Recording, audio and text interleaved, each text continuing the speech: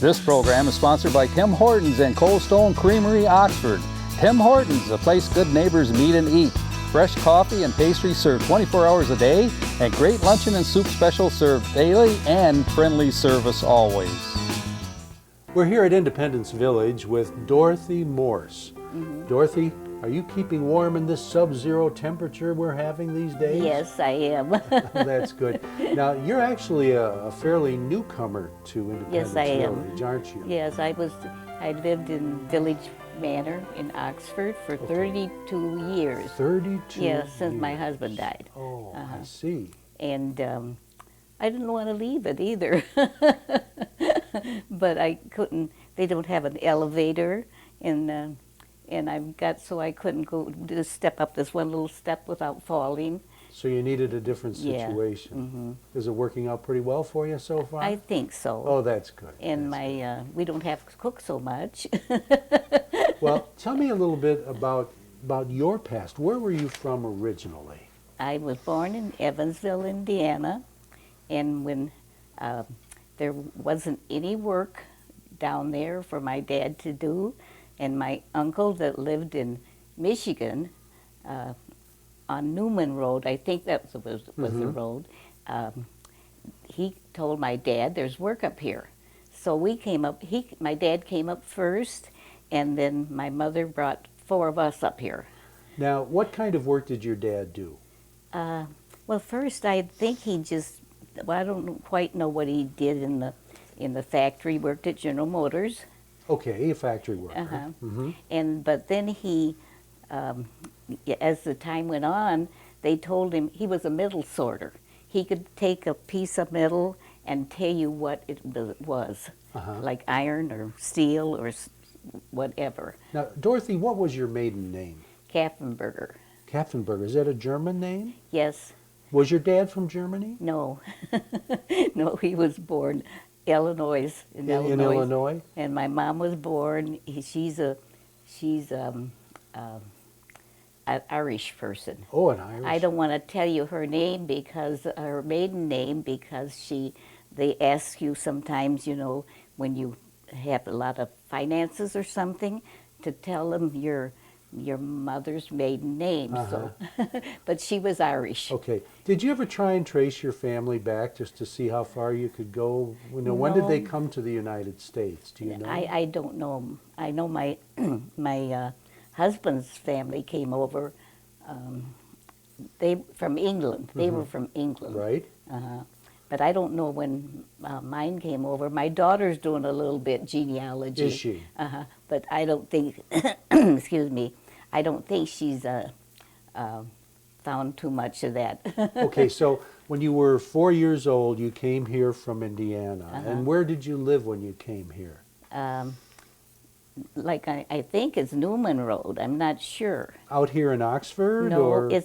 we were, one side was Orion Township and the other side was Oxford Township. Okay, so you were in this general area Yes, then. yes. So you've been around here for quite a while. Yes. All right. What school did you go to? Do you remember? Well, when I first grade, I went to a one-room school. And you had one teacher, and she taught 8 grades. My, how was that? I don't know how she did it, but They must have given you stuff to keep you busy while they went on to teach somebody else, huh? Well, you know, I didn't pass that first grade there because I got the whooping cough. Oh. And at that time, they don't give you a shot and send you back to school. You stay out until you get through having that cold. Right. And so I missed 6 weeks, and so I didn't pass. and after that, I went to Oxford School. Okay, now how many years were you in the one-room schoolhouse? What grade were you in when you moved on? When I moved here? When you moved on from the one-room schoolhouse to the next school? Well, because I didn't pass, I went to Oxford School. Okay. For the first grade. All right. And then when our church, I go to the Catholic Church, and at that time, the church, you know where McDonald's is in Oxford? Yes. that church was there, and the priest's house was next to it. Well, they had a person that drove a bus, and they went to St. Fred's. I don't think it's there anymore in Pontiac. And then we went to St. Fred's, took the bus, and that was for 2 years. You went to school at St. Fred's? Yes, for 2 years. All right. But the bus, something happened to the bus driver, and so my dad had to finish when I was in the 3rd grade, he had to finish that one. So he became a bus driver on top of everything else. No, we'd have be trouble now because he just piled, because we picked up some of the neighbors too, so he just packed all the kids in the car. Oh, well, that raises, you say kids. How many brothers and sisters did you have? There were 6 boys and 6 girls. Oh my, there was 12 of you. Yes. So, and are they pretty close in age to you? No, they're about until the very end, they're about every 2 years apart. Right, okay. And then the last ones I think was 7 years apart from the last one. Okay, tell me about your home out here with all those kids. Was it a farmhouse or what was it like?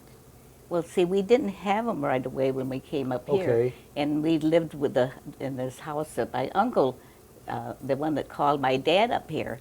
And part of that house we lived in, and he lived in the other part. I see. And it worked out good. Well, and then we moved into Oxford, and let's see, then the people wanted their house back, so we had to move again. And so on Ray Road, up here by Myers? Yes. Ray Road, there was a house with about so many, it's huge, really huge. We didn't even use the upstairs. But it didn't have a furnace in it. Oh, could you imagine weather like we're having right now without a furnace? Well, I imagine you burned wood, didn't you? Well, we had a stove in the living room, and then the stove in the kitchen, they didn't have electricity. We didn't have electricity first, so they... How old were you then? Do you remember? I'm trying to figure out what year this would have been, roughly. Okay, when I lived in that house, I was in the 4th grade. Okay. Mm-hmm. And so... Would this have been in the 1920s? No. No? No, because see, I was born in 1925, and maybe in the 1930s, if you were in the 4th grade, early 1930s. Yeah. So this would have been kind of at the tail end of the Depression, wouldn't it? I guess. Yeah. But Yeah. I'm sorry, I didn't mean to interrupt. We're going to find out more about this from you in just a moment, okay? We're going to take a little break right now. But this is an interesting story. We'll be right back. Hi everybody, I'm Terry Stiles. Hi everybody, I'm Bill Service, and I'm the producer of Our Community Access. Terry and I started our show 8 years ago to bring our community into your living rooms. Our Community Access is a show born from the rich diversity of our community, and we want to brag about it and the people creating that diversity. Over the years, we've been from fox hunts to beekeeping and right in your own backyard. We welcome new businesses, chamber fashion, senior hobbies, class reunions, and much, much more. We've covered all our celebrations from Leonard Strawberry Festival to our premier Lone Ranger Parade. But there's still more avenues that we plan on going on. So watch Our Community Access at 9:30 and 5:30 every day, and you have a great, great week. We're with Dorothy Morse, and she was just telling us about living out here in the Oxford area in the early 1930s. Did you say you had a big farmhouse out this way? It was a big house on Ray Road. All right, not far from where the Myers store is now. But we didn't. We had to use wood, to heat, do everything, and no electricity. And I can't remember when Oxford, they did the towns first with electric, and I can't remember when we got it, because I would walk from Ray Road way down to Daniel Axford School, which is now the 3rd and 4th no, the kindergarten. Yes. Up to the third grade, I think. That would have been a bit of a hike. Well, there was the gravel pit there, and they had these little teeny trains, and we call them dinkies. And so we'd take a shortcut through the gravel pit because it cut off a lot of the road, and after a while, they wrote and told my dad, don't let them do that because we don't have insurance on them, and they might get run over by one of those little trains. So, were the roads mostly dirt roads back then? oh yes, they were dirt. They were dirt roads. Okay. Now, tell me a little bit about your mom and dad. Were they pretty strict? My mom and dad, Yes. not really. They wanted us to have a good education, and they wanted us to be good citizens, so we always had to go to church. So they had a good set of values for you, Yes, for you to learn and follow. Yeah, even if we had to walk to church, we had to go to church. Right. Okay. Now, was that home the last house that you lived in before you know? But that house up? burned down. Oh, it did. Yeah, we only had to pay $5 rent a month. You were renting. And there was a little lane that went by the house, and in the winter they would stack hay around it because it keeps the basement warm. And we think somebody went by down the little road and threw a cigarette out, and that stuff caught a fire that was around the basement. And the whole town came out. Oh, was anyone hurt? Nobody was hurt. Thank goodness for that. Yeah. Mm-hmm. Okay. So then, where did you move? And then we moved, the Dunlap Road, Mm-hmm. but it's a different Dunlap Road. They changed it. I don't know why they changed it, but it's further down. Because we had to move out of that house, the whole town tried to find us places because we were spread all over. And so that's how come we ended on Dunlap Road. Mm-hmm. Did you find another big house out there? No, not as big. And the pump was terrible. Really? Yes. You probably had to share your bedroom with 12 kids. Yes, we shared bedroom. Yeah. But then after a while, after we were there, we found a place in Oxford on this Gillespie Road here. Yes. Before you come down on Lakeville Road, on the corner there, in that house. So you were closer to town. Yes. Okay. Oh, right in town. All right. So Tell me about your mother, your Irish mother. my Irish mother. Yes. Well, she got married. That's her picture up there. Oh, you've got some lovely pictures there. I had very, It's very my nice. mom and dad and their wedding pictures. What a good-looking couple. Did your this might be a silly question with all those kids, but did your mother ever work outside the home? No, Probably couldn't. no, Yeah. no. Yeah. What was she like? Tell me about your mom. What was she like? Mm-hmm. Well, this one time with she had a lot to put up with, and she cooked the most of the time. Was she a good cook? Yes, she was. What was your favorite meal that she fixed? Oh gosh, I can't remember. Was it something Irish, or was No, she liked to cook a lot of different things? I can't really remember. That's all right. That's all right. Was she a funny lady? Well, this one time she says, I think I'm just going to pack my things and leave home.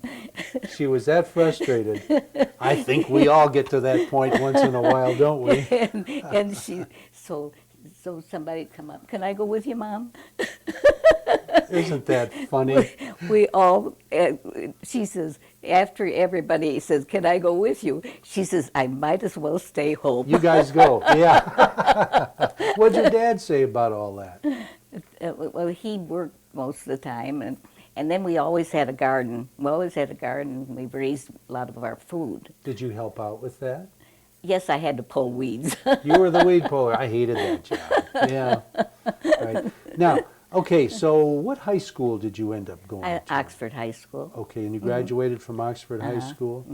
In 44. 1944. So that was Just at the tail end of World War II. And we never had very many kids, you know. That one school started the 6th grade, and now that great big old school out here.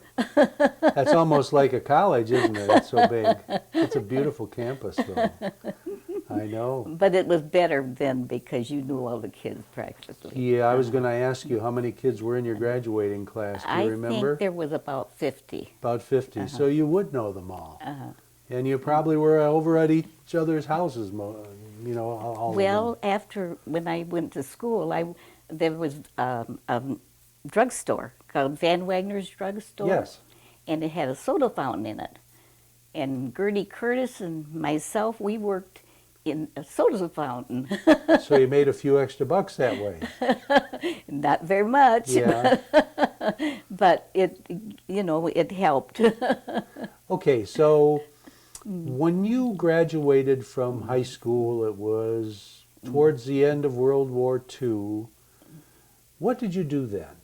Well, I went into nurses training. I joined the nurse cadets because the nurses had gone and helped the soldiers, and the hospitals were suffering, and they needed more nurses too.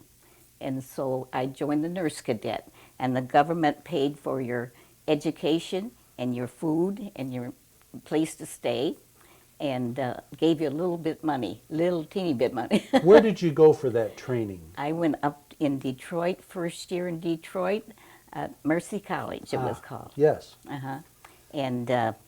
And then after a year you were there, you could choose where you wanted to go. The first year you took 18 subjects. They kept you busy, didn't they? It kept you busy studying.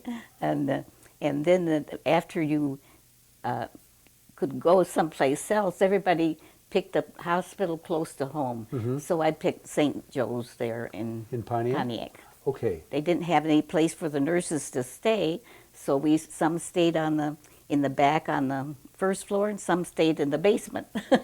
I bet you've seen a lot of changes over there in all those years, haven't you? I bet that was quite a different place back then. Yes, it was. Yeah. So did you spend most of your nursing career at St. Joe's Hospital then? And well, my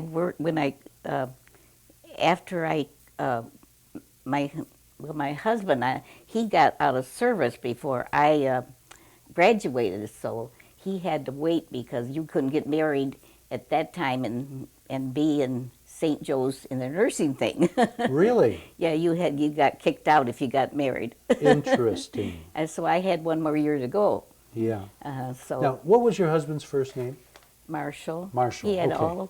all last names. Marshall Morse. That's Marshall. That's him up there. Oh, okay. And Marshall Jones Morse. I don't know. Tell me how you met Marshall. Well, when we lived in town, we'd come down to Stony Lake to swim. And I worked in a bakery when I first met him, but it was just his picture. Okay. And then when I met him out there, this other girlfriend knew him, so I said, well, you have to introduce me to him. Okay. Listen, we got to take a little break right now, but I want to hear more about Marshall, okay? We'll be right back. Hi, I'm John Ochins. We're talking to some of our senior neighbors at Independence Village of Waterstone in Oxford. Came up with this program, My Life, when a group of us were sitting around at the station talking about how we wished we would have asked our parents some questions. But unfortunately, by the time we thought of those questions, it was too late. So we invite you to join us for My Life on Oxford Community Television. Back with Dorothy Morse. Dorothy, you're telling us how you met your husband, Marshall. You were out at the lake, right? Yes, Tell us more. Well, when I first met him, he was still in the service, and I didn't write to him or anything. And then when I was working in the drugstore, he came in and blew smoke out of his ears. So was that before you went into nurses training? Yeah. Okay. So he blew smoke out of his ears while you were working at the soda fountain in the drugstore. But then I didn't hardly know him then. But after I got out, you know, and we dated for that whole year because I You couldn't. figured anybody who could blow smoke out of their ears can't be all bad, right? All right, sorry, didn't mean to interrupt. Go ahead. I couldn't figure how he did it. But because at first we just wrote back and forth, and then, you know, and then when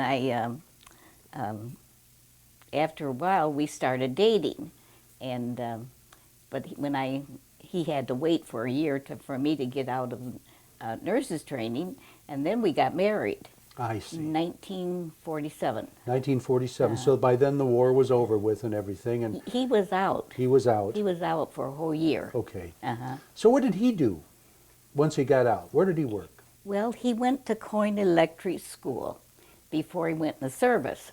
So when he went in the service, he worked as an electrician. And they had a lot of things, you know, when they were on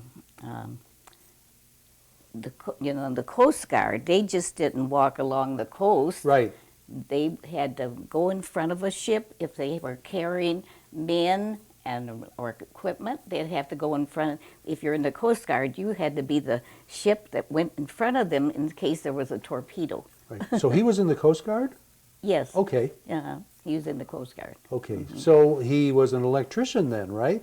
Yes. And whom did he work for after he got out of the service? After he got out, he had to start all over and learn to be the electrician again. Oh, goodness sakes. And, well, because different kind of work.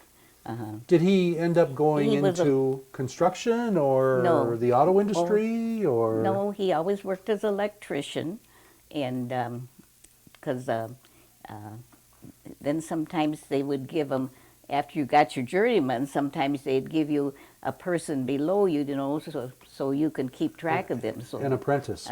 so they wouldn't get hurt. So what kind of electrical work did he do? Did he wire houses or No, he did was he work? he was a troubleshooter in the plant. I see. See those little things up there, those four little teeny Yes. below his picture? He would get, if you did something real good, they would give you money. Was it an auto plant or what kind Yes, of? Okay, so he was in the auto industry. I see. And how many years did he work in the auto industry? Well, he worked, he really didn't work, you know, he didn't do anything with the cars. No, I know. He was an electrician. But he didn't get to retire. He died when he was 63. Oh, goodness. I see. Well, because we still had one boy and going to school. Okay. All right, let's backtrack a little bit. Tell us about your kids. How many children did you have? I had 3 girls and 1 boy. 3 girls and a boy. What a great combination. And do they live around here? No, the daughter, oldest daughter, Diane, she lives in around Orion. Okay, well, Not that's right not in far. town, but around Orion. Okay. And then the second one, Joni, first they lived in Virginia too, not too far away from my son, but they changed. He lost his job, and so they sold their house and moved up because he got a job up there, and they moved up there in New Hampshire. Okay. So she's in New Hampshire. And then the third daughter, that's Susan, she lives in Lapeer. And then my boy, Jim, he lives in Charlottesville, Virginia. I see. I see. Well, you've got a couple kids not too far away anyhow. Yeah. They come and visit you a lot and take you out for dinner once in a while? Well, that's why I moved here, because I didn't want to move too far away. You know, some places are too far away from here, so, and I thought that they'd never come and see me. Well, you know, if you're still working and things like that, well, you just don't have that much time, so. Yeah, that's true. Okay, do you mind if I ask you a few general questions that I like to ask all of the people that I interview to All find right. out, you know, about things that happened in your life? If somebody asked you how your parents raised you compared to the way kids are raised today, what would you say?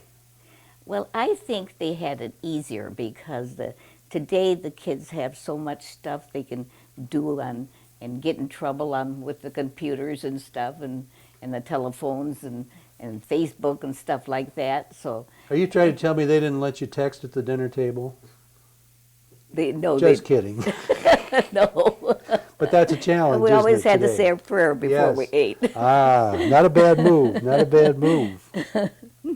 And we always had to go to church, even if we had to walk. We went to go to church. Now, how do you think a woman's role has changed over the span of your lifetime? How do I think they changed? They got it a lot easier now. But in another way, I guess they got it harder. But they have it a lot easier because back then you didn't have electricity, and so you had to do everything by hand. So they have a few more conveniences right now. Yes, a lot more. But in a way, you were kind of a pioneer because back in those days, by and large, the woman was the stay-at-home mom with the kids and everything, like your mother was with all those kids. But in your case, you went to school to be a nurse. Not everybody did that sort of thing. So you were kind of a pioneer there, weren't you? I guess. All right. All right, now, we've already kind of touched on technology, but how do you think technology has changed things over the years, for the better or for the worse? I don't know. I don't know. Do you use a computer at all? No. You don't? I took lessons once, because at the library you could do it. Sure. And but I never got the computer.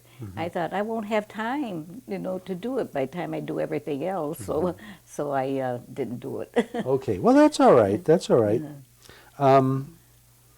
How has food changed over the years? What's your favorite kind of food? I don't know. If you go to a restaurant, what do you like to order? What do I like to order? It's been a long time since I really went to a restaurant.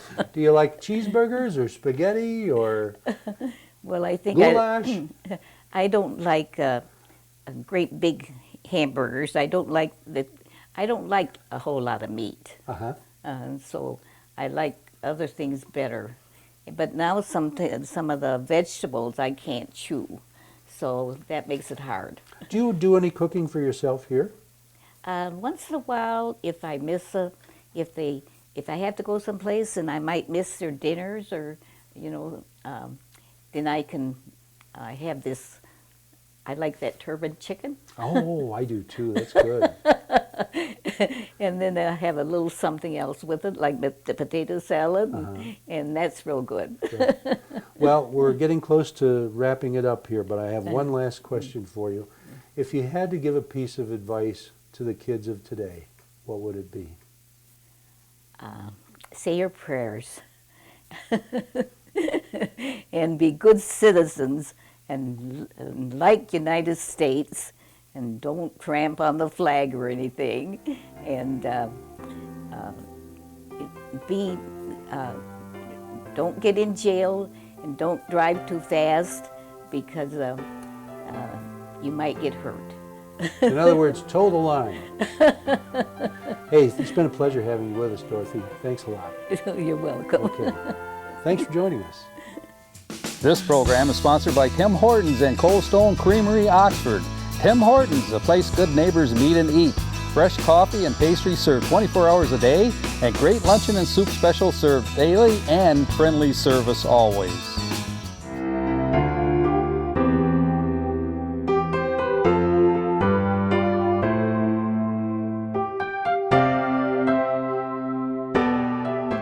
You're watching OCTV, Oxford Community Television, serving Oxford, Addison Township, and the village of Leonard.